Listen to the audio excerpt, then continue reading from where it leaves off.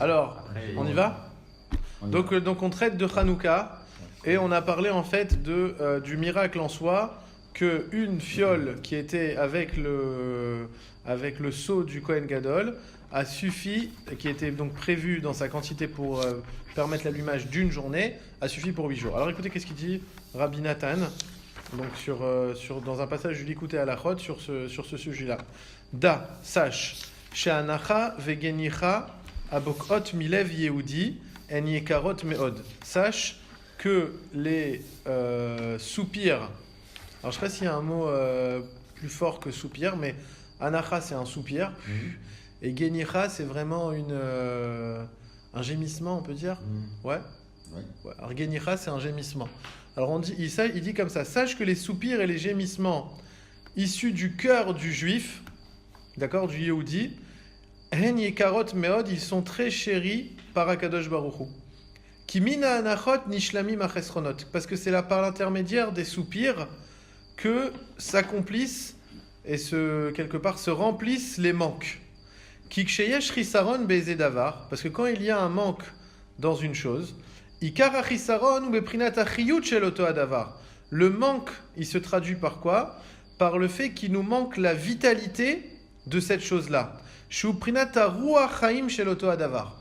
D'accord ? Quand quelqu'un il soupire, d'accord, parce qu'il lui manque quelque chose, on va voir tout de suite que c'est valable autant dans la dévotion que dans les choses matérielles. Quand quelqu'un il soupire et il souffle comme ça, en fait, son gémissement, son soupir, il lui manque quelque chose. Il lui manque quoi ? En fait, il lui manque la vitalité de cette chose qu'il n'a pas à portée de main, qui lui manque, d'accord ? Et la vitalité, c'est quoi ? C'est le souffle de cette chose-là. C'est ça qu'on est en train de dire. Prinata ruach chaim. C'est la vitalité de la chose, c'est le ruach chaim de la chose. Quand même marqué au sujet de l'homme, vaïpar be'apav nishmat chaim. Akadosh Baruch Hu, il lui a insufflé un vent de vie, nishmat chaim, que c'est la neshama.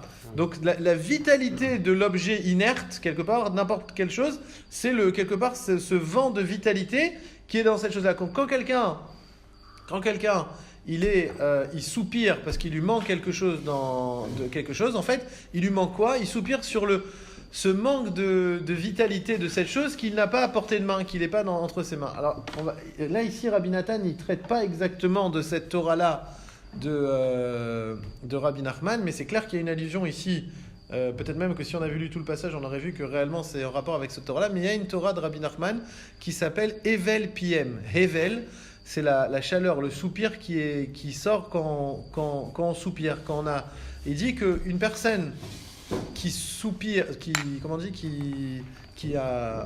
qui soupire dans la Avodat Hashem, automatiquement, elle passe on va dire, du flux de vitalité A à B. Ça veut dire quoi ? Ça veut dire qu'une personne qui est dans la Avodat, qui est en train de faire sa Avodat Hashem, et qui dit j'aurais bien voulu réussir à je sais pas moi, à me lever et faire Hitbo des doutes par exemple, j'aurais bien voulu, et il soupire sur cette chose-là, automatiquement il va être basculé dans toute l'air qui va respirer par la suite, il va venir de la Gdusha. Parce que son soupir, c'était pour quelque chose de sain. Alors tout ce qui va respirer, que c'est la vitalité, que c'est l'air qui est autour de lui, c'est un air de vitalité, de Gdusha, de sainteté qui va aller. Mais qui va l'accompagner. Mais si par exemple une personne elle soupire parce que elle n'a pas la dernière Ferrari ou je sais pas quoi, alors en ce soupir-là, il va le faire basculer au contraire sur un flux de quelque chose qui est du roi Khatouma, d'accord, qui prend sa chose dans la Touma. Et donc seulement quand une personne elle aspire à des choses et que cette aspiration elle est accompagnée par des soupirs et des languissements de cette chose-là, alors Béhémet, elle attire vers elle la vitalité de cette chose. Ici il dit Rabbi Nathan exactement ça, c'est basé sur cette Torah-là, que la anacha, le fait que quelqu'un il gémit ou il soupire, ou arichat aneshama, donc toi tu fais t'es ma'arir, tu allonges ta respiration. Ve'alken kshemitaneach ala chisaron ou ma'arir rucha, et donc quand il soupire sur ce manque, azumamshir ruach chaim, il donne de la vie à ce chisaron. Ça veut dire quoi ? Ça veut dire que quelque part il va opérer que ce manque il va quelque part se concrétiser, ça veut dire quelque part au contraire qu'il va pouvoir se réaliser, qu'il va l'avoir finalement cette chose-là, cette chose pour laquelle il aspire. Parce qu'on a dit que le vent c'est ce qui donne la vie, d'accord? Donc toi quand tu soupires, tu fais et c'est quoi le message de ce soupir? C'est je voudrais bien cette chose pour me réaliser ou me parfaire dans ma avodat Hashem. Automatiquement là, cette chose elle se concrétise, d'accord? Aïnou kasher mitaneach lifnei Hashem itbarach aleinyani manitzrachim. Quand une personne elle soupire auprès d'Akadosh Baruch Hu sur les choses qu'elle a besoin, chez Ifshar la Sigam, qu'elle n'arrive pas à se réaliser dedans, que ce soit dans la Ruchaniyut, que ce soit dans la spiritualité, quand un manque par exemple de Midot Tovot, par exemple il a du mal avec la colère, il a du mal avec tel ou tel Mida, il n'arrive pas à fournir le travail, mais il a un languissement, il voudrait vraiment et il prie profondément pour que ça se réalise, il soupire de cette chose-là, alors, et autant dans les choses matérielles, une personne qui veut, je sais pas moi, que se réalise d'avoir son pied à terre, d'avoir ces choses-là, alors qu'Asher mitanchim lifnei Hashem itbarach, quand on a ce soupir auprès d'Akadosh Baruch Hu, on a un invité de Marc qui se joint à nous. Manger des paroles de Torah. Je crois qu'on a encore un livre là. Ça fait plaisir. Non. Pourquoi il y en avait deux? Il va s'asseoir à côté de moi. Un, deux. Ah, ils ont pris. J'ai oublié le mien.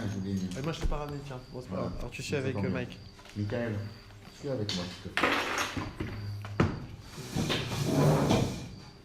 Donc quand une personne, donc elle soupire parce qu'en fait elle voit qu'elle n'arrive pas à se réaliser dans sa avodat Hashem, dans sa dévotion, voilà, où elle gémit, d'accord? Alors en fait on a dit que le ruach c'est la vitalité de la chose, d'accord? Donc quand une personne elle gémit ou elle soupire dans l'avodat Hashem même dans un manque matériel, automatiquement ce qui s'opère, d'un côté on a dit qu'on se balançait sur la fréquence spiritualité, tahara, sainteté, parce qu'on a dit que quand on gémit pour quelque chose qui n'est pas avodat Hashem ou qui n'est pas quelque chose de sacré, alors on passe dans une fréquence du genre impur. Et ce qu'on respire après, c'est pas de la vitalité, quelque chose de sain, d'accord? Et au contraire, quand tu gémis pour des bonnes choses, ou tu soupires pour des bonnes choses, alors tu passes sur la fréquence sainteté, et à ce moment-là, tout ce que tu respires, toute cette air que tu as, c'est de l'air qui va te donner des forces pour te réaliser dans ta avodat Hashem et ton service divin. Donc en fait, au-delà de ça, quand tu soupires dans quelque chose, quand tu soupires pour quelque chose, et ben en fait tu matérialises la chose. Et Akadosh Baruch Hu, il va s'assurer que cette chose-là, au bout du compte, petit à petit, elle va se réaliser et se matérialiser pour toi. D'accord? Donc c'est ce qui a marqué ici. Vekasher mitanchim. Ouais, c'est pas bon, non. Vekasher mitanchim lifnei Hashem itbarach umevakshim imino lemalot et tochisaron. On est 3 lignes avant la fin. Donc quand on soupire à Akadosh Baruch Hu et on lui demande de remplir pour nous un certain manque, Azaï, Hashem itbarach merachem umashlim achesaron. Donc Akadosh Baruch Hu, qu'est-ce qu'il va faire? Il va nous prendre par miséricorde et il va nous combler de ce manque. Elou, ou même silo kol istachuyotav, il va donc lui donner tous ses besoins, chez Ubikesh Behemet, qu'il a demandé de manière authentique. D'accord? Parce que c'est important de noter, c'est que quand quelqu'un il demande quelque chose, mais quelque part que c'est pas accompagné par des vrais gémissements et des soupirs, c'est peut-être pas une manière authentique de demander les choses. Je voudrais bien que, tu vois... Là, il parle pas de gémissement. Si, il y en a dit Anacha et Genicha. Ah, et Genicha. Anacha, c'est soupir, Genicha, c'est plus gémir. Mais ça veut dire que quand quelqu'un, il veut vraiment quelque chose, et il le désire ardemment, alors il va soupirer pour cette chose-là. Et dans cette chose, c'est une preuve d'authenticité dans l'approche et dans la demande. D'accord? Donc là, Akadosh Baruch Hu yemalelo.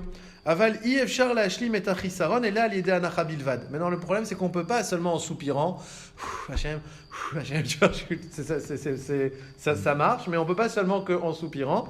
On a besoin de l'itkarvut la tzadik haemet. On a besoin de s'attacher au sein de la génération, d'accord? Qui matzike haemet mekabli ruach haim la'ashlim achisaron.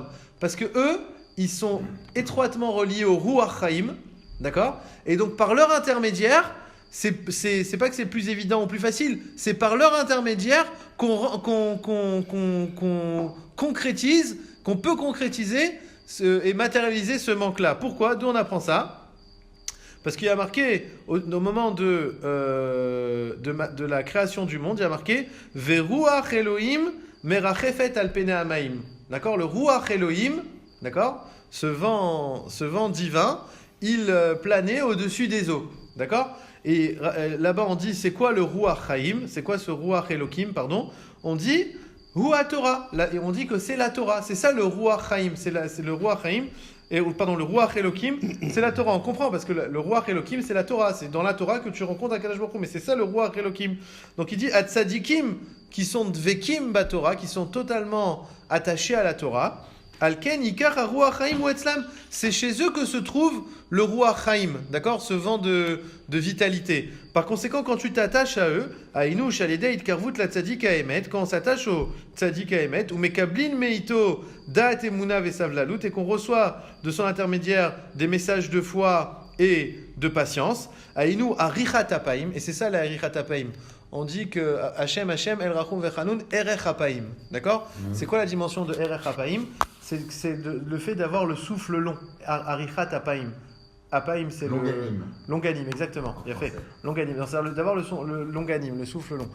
Alors c'est cette dimension-là que les tzadikim, ils peuvent nous donner. Ça veut dire de savoir toujours espérer, demander auprès d'Akadosh Baruch Hu, souhaiter ces choses-là accompagnées de soupirs, mais de savoir avoir le souffle long, ça veut dire de savoir être patient, de nous donner la force d'avoir la patience que Akadosh Baruch Hu, il va nous réaliser. Comme il y a marqué, quand quelqu'un il demande quelque chose auprès d'Akadosh Baruch Hu, il y a marqué dans la Gemara, on lui dit, il rentre dans un magasin une parfumerie, on lui dit attends. On lui dit attends. Pourquoi on image ça comme quelqu'un qui rentre dans une parfumerie? Ça veut dire respire la bonne odeur. Tu vois, imprègne-toi de l'odeur du parfum, d'accord? Et c'est ça qui te donne c'est ça qui est le message du tzaddik. Le message des tzaddikim, c'est de donner beaucoup de messages de foi et de messages de patience, d'accord? Et donc lui qui est attaché, d'un côté il te donne cette dimension-là, cette connaissance d'Akadosh Baruch Hu, c'est directive. D'un autre côté, c'est lui-même qui est attaché au Ruach Chaim, donc c'est lui qui peut quelque part matérialiser et opérer la chose. Donc au bout du compte, Aïnou alida richat apaim chez loïtaïef, que la personne elle ne se fatigue pas, vélo leitrapot, et qu'elle ne baisse pas les bras quelque part, Nelitanéar de soupirer, ou les vakesh rachamim et demander miséricorde, veyeshua me Hachem, et la délivrance donc auprès d'Akadosh Baruch Hu, odot achesronot vanisonot abaim aladam, du fait de tous les manques et des difficultés qui se présentent à lui, ad Hachem itbarach yirachem veyamti kadinim, jusqu'à Akadosh Baruch Hu donc le prenne en pitié, ve Yoshio, et qui le dévoile. Donc là, ça c'est le message de base. On n'a pas encore compris le rapport avec Hanouka. Pour l'instant, on est juste encore dans. Voilà, on a juste plaqué une idée. Dans un petit moment, on va comprendre, on va voir le rapprochement avec l'histoire de Hanouka. Mais ici, quand il y a des parenthèses, d'ailleurs, c'est important de noter, quand il y a des parenthèses carrées, je ne sais pas comment on dit les carrés comme ça. Il y a les parenthèses rondes, d'accord, et les parenthèses carrées. Ok. Quand il y a des parenthèses ronde déjà, c'est un commentaire de celui qui a écrit le livre. Ça veut dire que c'est pas dans le texte, c'est un rajout que lui-même il a mis dans le texte, d'accord? Quand il y a des parenthèses carrées, d'accord? Ça veut dire que c'est pas dans le texte, c'est un ajout de lui, mais il trouve sa source mot à mot dans un autre livre de Rabbi Nachman. Et donc là il te dit que ça, le passage qui est entre carrés qu'on va lire, il est dans le Etzot Amevu Harot. Non, en bas, le dernier, le tête. Entre crochets, excuse-moi. Donc c'est Etzot Amevu Harot, c'est ramené dans le livre de Etzot Amevu Harot. Et il te dit, c'est quoi Itkarvut la Tzadik? Ça veut dire quoi se rapprocher du Tzadik? C'est quoi la définition? La définition de Itkarvut la Tzadik, Pirusho, les lamed sifrehem chez le Tzadik Aemet, d'étudier les livres des Tzadikim, les kabel da'atam vekiu tzatzatam, de recevoir leurs pensées et d'accomplir leurs conseils. C'est ça d'être attaché au tzaddik. D'accord? Quand tu fais ces trois choses à faire, tu étudies les livres, tu reçois leurs pensées et tu appliques leurs conseils, tu es déjà dans la configuration et carvoute la tzaddik. D'accord? Ok. Maintenant, on va avancer dans le. C'est le livre qu'on a acheté pour étudier là. C'est Gdot Anachal. Tu peux commander. C'est un livre. En fait, c'est quelqu'un qui a fait un recueil où contemporain, qui a fait un recueil de tous les endroits où Rabbi Nachman ou Rabbi Nathan, ils ont offert une interprétation d'un récit talmudique dans tout le chasse. et il les a en fait compilés selon l'ordre du chasse. Donc c'est Tabrachot, Shabbat, selon l'ordre du chasse. Chaque histoire ou passage de Gemara dans lequel il y a eu une interprétation différente du pshat, quoi, quelque chose de truc. Alors il les a ici ramenés. Que le chat, c'est pas le fromage. Non, que le fromage, que le chasse. Non. Voilà. Donc là maintenant on tourne la page, on est dans la page d'après. Veikar atikun asechel ou alede aneshima. Maintenant on a parlé de la respiration. On a parlé de la respiration et du soupir. Maintenant il faut savoir que la réparation du sechel, c'est-à-dire que de manière à ce que notre intellect il soit assaini, on va dire, alors c'est par l'intermédiaire de la respiration. Pourquoi ? Parce qu'il faut savoir que le cerveau, c'est une matière qui est très huileuse, qui est très, grasse. C'est une matière qui est très grasse.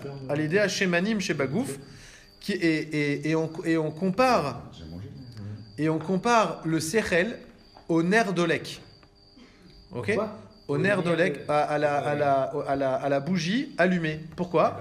Parce que tu as le cerveau, c'est quelque part le nerf, ça veut dire c'est comme l'huile avec la comment on appelle la mèche, exactement. Et le sechel, c'est quelque part ce qui va aboutir de ta réflexion, c'est la lumière, d'accord ? La lumière quelque part qui représente en fait l'intellectuel, le sechel. D'accord ? Donc il dit que le sechel, il est représenté par la bougie allumée. D'accord ? Comme une bougie qui est allumée. Et le corps, le mohar, c'est exactement ce membre en fait qui est très gras, qui est plein d'huile. D'accord ? Qui udolek al yedei shemanim nimshachin elav ve'em kmo shemen shenimshach el apetila. C'est quoi en fait le mohar ? Le mohar quelque part il se nourrit des huiles quelque part qui remontent vers lui, c'est-à-dire qui sont véhiculées vers le cerveau. Toutes ces matières grasses qui sont véhiculées vers le cerveau. Hein ? Les oméga 3, voilà, c'est là. Donc, cette huile qui est véhiculée vers le cerveau, c'est ça qui nourrit le cerveau, c'est ça qui lui donne quelque part cette l'huile, et par conséquent, c'est ça qui nourrit ton sechel, c'est ça qui nourrit ton intellect qui est représenté par, encore une fois, la flamme, d'accord, qui consume le truc. Ou kshe'en shema manim bagouf, az en asechel yachol hidrok. Mais non, s'il n'y a pas d'huile dans le corps, donc le sechel, il peut pas servir, il peut pas agir, il peut pas avoir. Les Tunisiens, ils sont intelligents. Oh là là, tu es dans ma tête. Je vais dire la même vanne, je vais dire. C'est pour ça que les Tunisiens sont. Voilà, exactement. Alors, chez Bagouf, en asechel yachol idlok beitbonenut. Il peut pas donc avoir cette contemplation, cette perception. Vechol alachut ve'ashemanim chez Bagouf emal yedei aneshima. Maintenant, il te dit, sache que toute la partie humide et quelque part grasse, on va dire, ou huile du corps, c'est ce qui est à l'origine de ça, c'est la respiration. Pourquoi ? C'est la respiration de l'homme. Si l'homme ne respirait pas, d'accord, alors il n'y aurait pas eu d'huile et d'humidité quelque part qui serait véhiculée dans le corps humain. Pourquoi il explique tout de suite ? Il dit comme ça. Parce qu'il dit que quand le cœur il pompe, il crée de la chaleur. D'accord ? Et quand il crée de la chaleur, donc il y a beaucoup de vapeur chaude, disons, qui émane du muscle en soi. Et s'il n'y avait pas un système de refroidissement, d'accord ? Eh ben, le corps il pourrait pas exister, il pourrait pas quelque part. Et c'est l'air qu'on respire dans les poumons, et les poumons qui sont quelque part le système de refroidissement du cœur, qui permet en fait que tout le système de pompe qui fait monter le sang, qui fait passer de l'humidité, qui fait passer les huiles et tout vers le cerveau, c'est rien qu'à rapport à l'air qu'on respire et ce système de ventilation du corps, d'accord ? Donc c'est ce qu'il dit ici. Qu'il malé kan fait area, si ce n'est nos ailes parce qu'ils disent même que la poitrine, en fait, les poumons, ils sont comparés à des ailes, oui. D'accord, au niveau de leur, d'accord. Donc si ce n'est les canfé area, des nashvin al liba qui soufflent quelque part, qui refroidissent liba le cœur, levad okat kol gufa, tout le corps, il aurait pris feu, il aurait été complètement consumé. Regardez en hébreu comment on dit. Ici c'est traduit. Il malé ayu canfé area. Si ce n'est comment dire, les canaf, Canal, c'est les ailes. ouais, les ailes de la poitrine ou des poumons, ménagvi manalev, donc il soufflait, donc il refroidissait le cœur, bigdé les carreros de manière à le refroidir.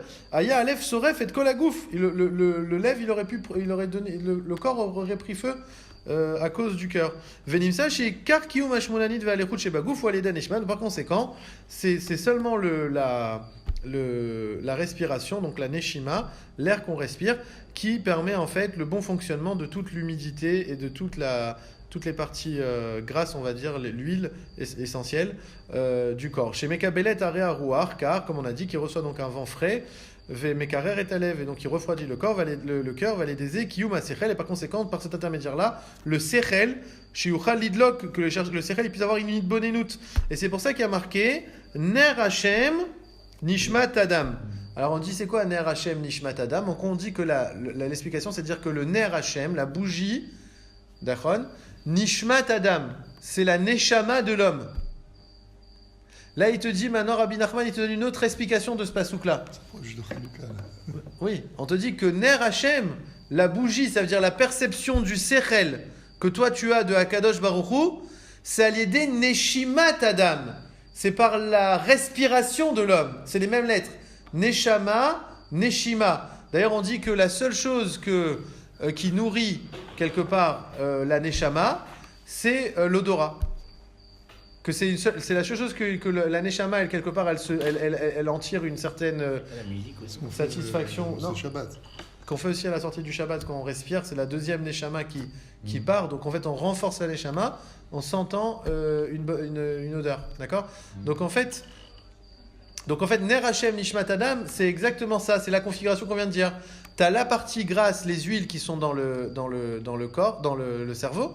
Et la flamme, c'est la Hitbonenout, c'est la perception de Hachem, d'accord ? Cette perception-là, elle est possible que par le système de respiration. Quand il y a le système de respiration qui marche correctement, alors toutes les huiles, elles sont véhiculées, toute l'humidité, le refroidissement du corps, il marche correctement, et par conséquent, on est dans la perception et dans le Da'at Hachem. Et on peut recevoir des tzadikim, comme on a dit au début, le Hémet. On va revenir dans un moment sur le cheminement des choses. Mais voilà, au niveau d'où on en est. Maintenant, il te dit, finalement, Vezeu prinat hashemen shel ner Chanukah. Et c'est ça, en fait, l'huile de la bougie de Chanukah, chez Merabez, à la richut aneshama d'Ekdusha, qui fait en fait allusion à la... Comment tu dis ? La longévité, j'ai dit longanime de la respiration de sainteté. Chez Aliédé Aneshima... Quand quelqu'un donc il va soupirer, respirer dans la gdusha, dans la sainteté, d'accord, à l'aider à neshima ou kiyum kol hashemanim shebagouf, par cette respiration de sainteté, ça veut dire qu'une personne elle soupire pour se réaliser dans sa avodat Hashem, d'accord. Alors à ce moment-là, elle va permettre l'existence, la réalisation, comment dire, le kiyum, l'existence vraiment des huiles du corps. Ou chez Mekablim, alors si tu reçois ce Ruach Chaim, ce vent de vie du tzaddik, d'accord ? Parce qu'on a dit que en étant attaché au tzaddik, tu reçois quelque part ce Ruach Chaim, comme le Ruach Elokim chez Merachefet Alpena Amaim, qu'on a dit de Bereshit. Alors, Azay Hashemanim chez Bagaouf Kodesh. Maintenant, toute l'huile du corps, elle est totalement sainte, elle est totalement sanctifiée. Parce qu'au-delà du fait que c'est une respiration, que c'est une respiration pour quelque chose de saint, de Avodat Hashem, là tu es attaché au tzaddik, donc tu reçois de la richat apaim, cette longévité dans la respiration, et qui est attachée par le message du tzaddik. Donc toute l'huile du corps, toute l'huile du corps est totalement saint et opère dans ta réalisation de Avodat Hashem. Va sechel adolek, et encore plus maintenant le sechel, les perceptions, la compréhension d'Akadosh Baruch Hu, meir alédé chez Manim Bagouf, qui lui-même, donc quelque part, se réalise par l'huile du corps. Azugamken zarvenaki vekadosh, toutes tes pensées, tout ce que tu penses, tout ton chemin et tes projets, ils sont uniquement dans un chemin de Avodat Hashem. Ou ma she'enken chez Mekablim anashima me'asitra, ce qui n'est pas le cas quand tu as des soupirs et des respirations en fait qui viennent des forces du mal. Alors, chez Az Hashemanim Temanim, qu'est-ce qui se passe? L'huile du corps, il est nourri par quoi? Il est nourri par une ventilation quelque part de mal. Donc en fait, toute l'huile du corps est totalement impurifiée. Toute l'huile du corps est totalement impurifiée parce que ce que tu respires, c'est pas une force de vitalité du tzaddik. Ce que tu respires, ou des messages du tzaddik, c'est que tu respires des messages qui viennent du corps du Sitra Achara, des forces du mal. Et donc par conséquent, tout est impurifié. Et même tes pensées, elles vont être finalement la résultante de cette huile-là qui sont totalement impurifiées. Ouais. Mais j'ai levé comme ça pour pas Oui. le couper justement. Ouais. Ce que je comprends pas, c'est un vrai soupir qui vient, on est d'accord, du cœur en vrai. Ça veut dire que c'est un soupir où vraiment c'est pas des soupirs. Tu aspires, oui, Non, mais ça. ça veut dire tu peux pas avoir. C'est une question. C'est-à-dire Ouais. ceux qui font tout le temps, voilà, comme il a fait il y a 2 secondes. Ouais. C'est pas possible que tout le temps, ce soit un vrai soupir. Tu comprends ce que je veux Ah, dire? si. Non, c'est un vrai soupir physiquement. Oui. Mais c'est pas un soupir qui vient naturellement. Non, on veut pas un soupir qui est naturel. Imagine Tu vois, maintenant. c'est-à-dire, comme tu as dit au début, tu peux pas faire tout le temps Non, C'est ta cabana. non, c'est pas ça qu'on a. L'orientation de ton soupir. Est-ce que c'est C'est- un c'est vrai quoi soupir? Des fois, tu fais. J'ai pas Ah, réussi bah. à étudier cette Gemara, par exemple. Non, mais par exemple, tu Moi, entends des paroles. C'est pas ça, genre, Non. je me rapproche d'Hachem. Non, oui, déjà ça peut être que un message de je me rapproche. Ou par exemple, on dit que une parole de Ana Hachem Oshiana, c'est une parole de Emet, que quand tu dis Hachem Oshia, même à Dieu délivre-moi, et tu soupires ça, c'est une vraie parole déjà de. C'est un soupir authentique et avec un vrai message d'aspiration pour changer. Mais imagine, tu étudies la Torah du tzaddik, et le tzaddik il te dit voilà, dans ses écrits, il te dit voilà, il faut faire comme ça, il te donne de la force et tout, et tu dis. Ah, je suis loin, je voudrais y être. Ça, c'est un vrai. Bah, c'est ça Voilà. qu'on te demande. Quand tu fais ça, Voilà, c'est ça que je te dis. C'est Quand pas genre, je suis en train de lire et il te dit là maintenant soupire. Tu Non, comprends ce que je veux d'accord, dire? mais Là, c'est tu ça. soupires, donc ça veut mais dire on te que dit c'est qu'il y a un vraiment, système. Mais ce qu'on te dit, c'est qu'il y a un système de ventilation du corps qui te nourrit toutes tes huiles obligatoirement, essentielles. d'accord. Et c'est J'ai compris, cette huile-là qui finalement, qui donne finalement, qui est le siège de tes pensées, qui est le siège de ton sechel. Et si tu rediriges un air qui est tahor, qui est sain, qui est un message de construction, d'avancement et tout ça, alors tu es dans le shemen tahor et tu es dans le sechel de Hachem. Quand c'est une autre respiration, c'est une autre ruach chaim, alors malheureusement c'est du sitra achara. Et ça peut avoir des Donc, conséquences quand tu néfastes. fais exprès, même dans la HM, exprès. C'est pas oui, même exprès, c'est pas la question. Non, c'est pas la question. Mais ça Ouais. veut dire, je te demande si ça a des conséquences quoi qu'il arrive. Ouais, bien sûr. D'accord. C'est toujours. Maintenant, on va plaquer ça. Je peux parler, si je peux Ouais. réagir à ce que tu dis. Je pense que de manière générale, on te dit que ton esprit, c'est quelque chose dont tu es propriétaire.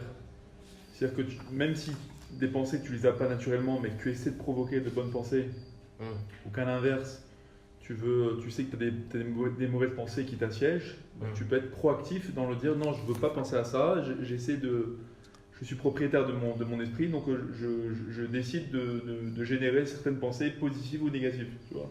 J'ai compris. Donc c'est pas grave si c'est pas grave. C'est pas grave. En fait, voilà, si c'est pas grave si spontané. c'est Au provoqué. contraire. Même si Non. c'est provoqué, c'est bien. Bien sûr. D'accord, voilà, c'est ma question. Alors maintenant, maintenant,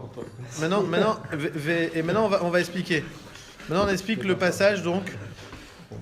Chez Az, Hashmanim, Temeim, Prinat, Ma. Alors maintenant, chez Zé, Prinat, Ma. Donc là, je suis 1, 2, 3, 4, 5, 6 lignes avant la fin de la première colonne. D'accord? Chez Zé, Prinat, Ma, chez Be'et, chez Gavra, Malchut, Yavan. Quand les Grecs, Malchut, Yavan, Arisha, donc les mécréants, Az, Timeu, Kol Hashemanim, qu'est-ce qu'ils ont fait? On chante Timeu, Kol Hashemanim, ils ont impurifié tous les huiles. Ça veut dire quoi?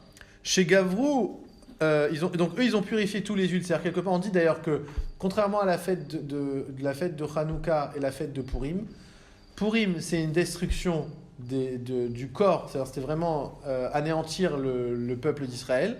Mais la fête de Hanouka, c'était anéantir le Ruach, anéantir la Torah, la date, la religion. D'accord? Donc, c'était une guerre plutôt spirituelle, exactement. La différence entre les chrétiens et les arabes. Quoi? Les arabes, ils veulent tuer le juif et les chrétiens, ils veulent, les chrétiens ils veulent tuer le judaïsme. Marwan, aussi. Mais même dans Hanouka et dans Purim, c'est le même. Alors ici, il dit que. Donc eux, ils ont voulu, quelque part, et qu'est-ce qu'ils ont voulu faire? Imaginez, ils rentrent dans le Beth Amikdash, parce qu'il faut s'imaginer la scène quand même. Imagine, tu as un grec, tu rentres dans le Beth Amikdash, ok? Tu vois imaginez-vous toutes les beautés qu'il y avait à l'intérieur du Beth Amikdash, d'accord? Tous les trucs en or, rien que les pierres précieuses, tout ce qu'il y avait. Et qu'est-ce qu'ils leur élan, c'était de faire quoi? C'était d'impurifier toutes les huiles. C'est bizarre comme attitude quand même. Ouais, pourquoi ils ont été sur les huiles alors qu'ils auraient pu prendre l'or? Non, mais non, c'est notamment les huiles. Mais pourquoi l'histoire, c'est ils te disent Kshenir Nesu Yevanim Laechal, d'accord? Alors ils auraient pu dire ils ont saccagé, ils ont volé, ils ont brûlé, ils ont tout ce que tu fais. Qu'est-ce qu'ils ont fait? Timeu Kol Hashemanim. Ils ont impurifié toutes les huiles. En fait, c'est pour te dire qu'il y a un message dans ça. On comprend que l'huile, d'accord, c'est la chorma. On comprend que l'huile, maintenant, c'est une guerre plutôt de spirituelle, d'accord, dans l'essence même. Donc on dit Matsoup. Maintenant, qu'est-ce qu'ils ont fait? Eux, ils ont Timeu Kol Hashemanim, d'accord, par leur rouark. Donc ils ont voulu nous introduire leur vent, ça veut dire leur aspiration négative, on va dire. Ve Matsu Shemen Echad, ils ont trouvé une du Kohen Gadol. Bechotmo chez le Kohen, ça veut dire quoi? C'est qu'ils ont trouvé de l'huile qui est restée quelque part préservée du Kohen Gadol. Que le Kohen Gadol, c'est le tzaddik par excellence de la génération. Quand t'avais une question, t'allais voir le Kohen Gadol avec les Urim Vetumim. On dit que Mipi Kohen Gadol Da'at Elyon, que c'est du Kohen Gadol, Sifte Kohen Gadol, des lèvres du Kohen Gadol sortait le Da'at Elyon, la connaissance la plus élevée et de Hakadosh Baruch Hu, d'accord? On disait même que si Ras Veshalom, quelque part il y avait des gens qui commettaient des meurtres dans les contrées d'Eretz Israël, c'était le Kohen Gadol qui était coupable entre guillemets. D'accord? Parce qu'il n'avait pas assez prié, parce qu'il n'avait pas... Donc vraiment, c'est quand tu trouves de l'huile du Kohen Gadol préservée, qui a gardé toute sa sainteté, alors quelque part, c'est ça le message. Ça veut dire que maintenant, on va pouvoir, quelque part, te redonner de l'huile qui est complètement préservée pour retrouver ton sechel, pour préserver ton sechel. Chez Uprinat Tzadik Arav chez Bador. Donc il s'agit du tzadik, du rav de la génération. Chez Hashemen Shelo, que son huile à lui, Khatoum Bigdusha, est scellée dans la sainteté. Qui en le Harashum Achizabo, le mal n'a aucune emprise sur lui. Validez Hashemen. Aya Anes shel Hanouka, et par cet intermédiaire de cette huile-là, il y a eu le miracle de Hanouka, que c'est quoi? C'est Or Aner shel Hanouka, chez Uprinat, chez Motrim Alatzmenu, Or Atzadik Aemet. Ça veut dire que c'est quoi le miracle? C'est qu'on va faire jaillir sur nous la lumière du Tzadik Aemet, chez Yachol Yered Lemakom Asitra Achara, qui peut descendre au plus bas dans les plus grands méandres de l'humanité. Velachniam Sham Bimkoma, et c'est cette lumière-là du tzaddik, d'accord, le sechel du tzaddik, quelque part qui descend au niveau le plus bas de chez chacun et qui vient nous illuminer. Vous savez que j'ai eu l'occasion peut-être de le dire, mais on allume en tout à Hanouka 36 bougies. Ok? Et si on voit dans la création du monde, d'accord? Hein? Avec le shamash. Ça compte pas. Donc avec les 36 bougies, c'est quand le monde il a été créé, a marqué Vayere Vayiboker Yom Echad. Vayere Vayiboker Yom Sheni. C'est quand que le soleil il a été créé? Quatrième jour. Le troisième jour, je crois. Donc en fait, les Mefarshim ils disent que pendant presque 36 heures, parce que le troisième jour, tu as 12 heures donc le troisième jour, si tu dis que c'est le quatrième jour, c'est même mieux, il faudrait ouvrir le chromages simplement, mais c'est-à-dire qu'il y a eu 12 heures, 3 fois 12 heures, d'accord, où le monde il a été éclairé par une autre lumière, qui n'est pas la lumière du soleil. C'est l'organouz, c'est là? Et c'est là que le Midrash il raconte qu'en fait, il y avait le Or Haganouz, que c'est quoi le Or Haganouz? C'est une certaine lumière que Akadosh Baruch Hu Ganaz, il a caché, il a mis de côté, les tzadikim la atid lavo, que c'est une lumière spéciale qui a jailli et qui a illuminé le monde pendant 36 heures, d'accord? Et cette lumière-là, elle est restée chez les tzadikim, pour les tzadikim, les Hatid Lavo, pour les temps à venir. Et quand en fait quand on allume les bougies de Hanouka, en fait, on profite à chaque instant de cette lumière du Or HaGanuz qui est auprès des tzadikim. Donc en fait, c'est sûr que la fête de Hanouka, elle est étroitement liée à cette lumière-là de quelque part des enseignements que nous donnent les tzadikim, d'accord? Cette lumière qui a été gardée pour eux et que eux ils utilisent et qu'ils savent utiliser, d'accord? On va faire oralement un autre passage du livre qu'on dit que de Beth Shammai et de Beth Hillel, que Beth Shammai on a dit qu'il disait Pochet veoler, que alors c'est quand? Je crois que c'est le 4e jour. 4e jour, parfait. Veillere Veiboker Yom Revi, donc c'est bien 3 fois 12 heures. Donc alors 12 heures. 12 heures, le soleil il est allumé. Alors, du lever du jour jusqu'au coucher. Alors, on dit que Beth Shammai, il dit Pochet veoler. C'est-à-dire qu'on doit passer de 8, 7, 6, 5, 4, 3, 2, 1. Ça veut dire que lui, il pense que la lumière, la grande lumière, il faut la préserver, il faut la garder. On ne peut pas la donner, on ne peut pas la utiliser à mauvais escient. Il faut la, quelque part, qu'elle soit toujours ganouse. D'accord? Vient Beth Hillel, et qu'est-ce qu'il dit? Il dit non, Mossiv veoler. Non, cette lumière-là, il faut en faire et il faut la propager, il faut la faire grandir un maximum. Ça veut dire que Beth Shammai, quand quelqu'un venait le voir et lui demandait je veux étudier la Torah, chez Birtav mais pas la Torah chez Béalpé, c'est-à-dire je vais apprendre la Torah écrite mais pas la Torah orale, il le refoulait. Pourquoi? Parce qu'on peut pas donner cette lumière, on peut pas donner ce sechel-là de cette manière-là. On peut pas prendre cette lumière et la donner quelque part à des gens qui cherchent des raccourcis ou quoi que ce soit. Quand il venait voir, ou quand quelqu'un est venu voir pour apprendre la Torah sur un pied, de la même façon, Beth Shammai, il a refoulé, il a rejeté. Mais Beth Hillel, il a accepté. Pourquoi? Parce que Beth Hillel, c'est l'exemple même de cette lumière-là que tu veux que petit à petit, et en l'habillant, ça veut dire en lui donnant des levushim, tu lui as donné quelque part, tu vas lui donner une certaine, comment on dit un minoun, docteur, quand tu donnes un minoun. Une dose. Oui, tu vas donner dose par dose, c'est-à-dire que tu vas donner une dose de manière à ce que cette lumière-là, elle soit préservée et qu'elle agisse chez la personne. Mais la personne qui est le plus bas dans les méandres d'eux, on sait même que c'est la seule mitzvah, d'accord, qui est à 3 tfachim du sol. La shrina, elle est jamais descendue plus bas que 10 tfachim. 10 tfachim. Quand Akadosh Baruch Hu, il s'adressait à Moshe Rabbeinu, il parlait de Ben Akeruvim. Mi Ben Akeruvim, dans le Kodesh HaKodashim, la voix elle sortait. C'est quoi la hauteur du Aaron HaKodesh? 10 tfachim. C'est l'endroit le plus bas où la shrina, elle est venue. La fête de Hanouka, c'est quoi? C'est cette démonstration que Akadosh Baruch Hu, il veut aller encore plus bas, le plus proche de la terre, du niveau le plus bas des 3 tfachim de la terre. Mais on sait que même, on dit que 3 tfachim, c'est l'évoud. C'est quoi l'évoud? Ça veut dire que si tu es à 3 tfachim de quelque chose, c'est comme si tu étais dans la chose. Quand tu es à 3 tfachim du sol, c'est que tu es dans le sol déjà. Tu vois ce que je veux dire? C'est-à-dire qu'on dit 3 tfachim, mais en fait tu es déjà dedans. Tu vois ce que je veux dire? Tu rentres déjà dans l'espace aérien du sol. Tu comprends? Et là-bas, dans la fête de Hanouka, cette lumière-là, on veut qu'elle se propage même dans ces endroits-là. Et au moment le plus sombre de l'année. Et au moment le plus sombre de l'année, Chazak. Au moment de... Comment on appelle en français L'équinoxe.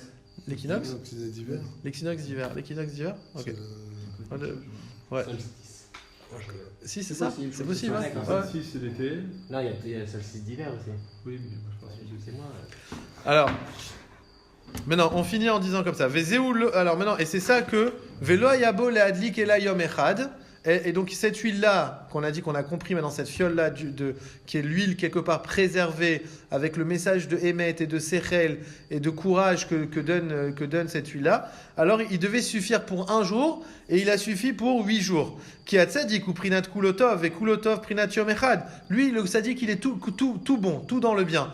Donc il est Echad, d'accord? C'est ça, il n'y a pas de diversifié, il n'est pas diversifié, il n'y a pas de diversité, il est Kulo Echad.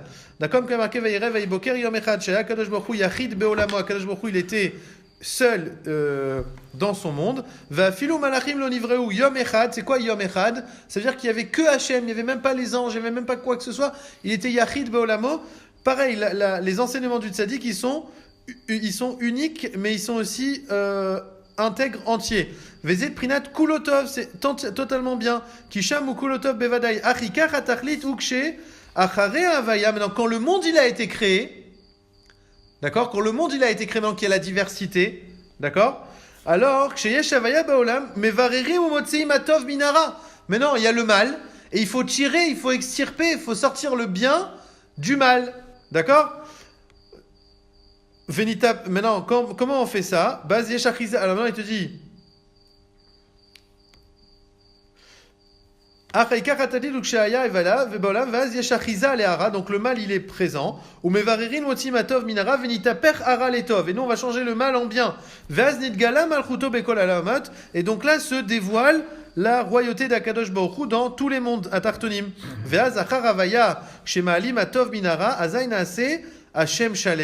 Donc quand on a fait ce travail-là de dévoiler le bien dans le mal, alors on arrive à la dimension de Hashem Echad ou Shmo Echad. Maintenant, c'est quoi la dimension de Hashem Echad ou Shmo Echad? C'est que Yud, Ke, Vav, He et Adon, les lettres de Aleph, Dalet, Nun, Lad, Nud, Aleph, Dun, Nalet, Yud, combien il y a de lettres en tout? 36. 8. Regardez qu'est-ce qu'il y a marqué ici. Regardez comme il y a marqué ici 3 lignes avant la fin. Que le nom d'Akadosh Baruch Hu, que Hashem Echad ou Shmo Echad, c'est quoi? Prinat Shmone Otiyot Shel Shemot Hashem. C'est les 8 lettres du nom de Dieu. Vezeu Tachlit Ardut Sheidgale Yechudo Ve'arduto Bechol HaOlamot Afilu Be'omekara Shekulam Yidun Ve'agidun Ki Hashem Echad ou Shmo Echad Ki Ha'efer Hara Elatov Alede HaTzadik Shebador, qui sera dévoilé par le Tzadik Shebador. Donc quand tu prends dans certains sidour, il y a marqué, je sais pas s'il y a dans celui-là, dans le nom de Yudke Vavke, tu as le nom de Adon. Ah oui, ça des fois. Ouais, non, mais là c'est pas bien écrit. Normalement c'est Yud On dirait que c'est Aleph, He Dalet, c'est Yud Aleph, He Dalet, Vav Nun, He Yud. D'accord, là c'est les 8 lettres, d'accord, et ça c'est le nom Hashem Echad ou Shmo Echad. Veze prinat nes vedolar shemonat yamim, nachon, ainu alide shemeramim madrigot atartonot shel hakdusha mavarim hara minatov, vaz motzi misham kol anisosot hakdusha vechol hatov, shaya vaz nesa beprinat shmona yamim prinat Hashem Echad ou Shmo Echad, ki ala atov min arba yesodot, ou mitraber beshorsho shu prinat arba otiyot, nitiachet shemo Hashem Echad ou Shmo Echad. Plus que ça, il dit que... Comment? Là où il y a son doigt. Non, mais là, ils l'ont mis dans le He. Normalement, c'est Yud Aleph. Tu vois, quand tu fais Yud Aleph, et c'est entrecroisé. Voilà.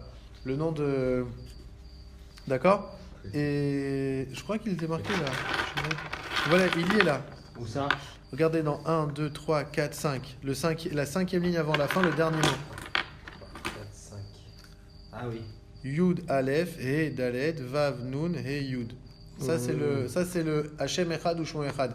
Quand c'est que Hashem Echad ou Shmo Echad, comme on dit dans la Gemara, quand on bénira Akadosh Baruch Hu de Atov Ve'ametiv, d'accord, que même sur les choses bien, et même sur les choses pas bien, ça veut dire qu'on arrive à cette connaissance d'Akadosh Baruch Hu, en fait, que tout est pour le bien.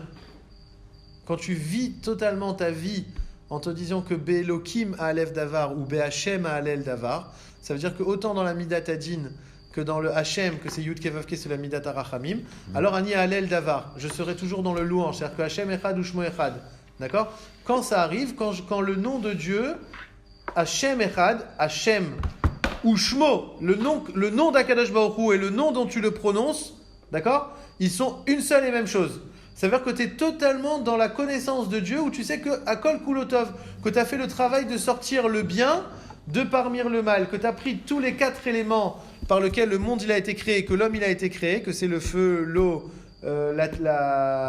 l'air et la poussière, et la matière, quoi, et que ces 4 éléments-là, tu les as remontés auprès d'Akadosh Baruch Hu, que lui-même aussi c'est Yudke Vavke, que c'est les 4 lettres. Quand tu as fait tout ce travail-là, Hashem Echad ou Shmo Echad, à Chanukah, on est zoché du shemen, de l'huile qui a été Bechotmo, qui est du tzaddik, d'accord, du Kohen Gadol, que c'est cette huile-là, quelque part, qui nous permet de rentrer quelque part dans cette perception, dans cette compréhension de Hakadosh Baruch Hu, et que c'est une huile d'un jour qui a suffi pour 7 jours. Ça veut dire que c'est l'huile d'un jour du Hashem Echad Ushmo Echad qui est valable pour les 7 jours de la création. Ça veut dire que tu as vu dans toute l'humanité, dans toute la création, dans tous les niveaux de la création du monde, et ben tu as l'huile de c'est-à-dire tu as le nom, tu as ce chotem là que Akadosh Baruch Hu, il est scellé, il est présent dans chaque chose de la création. D'accord ? Ben alors pour conclure, donc on a commencé avec le passage qui expliquait qui expliquait de Timou à Yevanim que les Yevanim, les Grecs, donc Malchut Yavan, ils ont voulu quelque part souiller et ils ont impurifié toutes les huiles qui étaient dans le Echal. Et Baruch Hashem, on a trouvé une fiole d'huile qui devait suffire pour un jour et qui a suffi donc pour l'allumage de 8 jours. Très beau récit, donc on aurait pu s'arrêter là.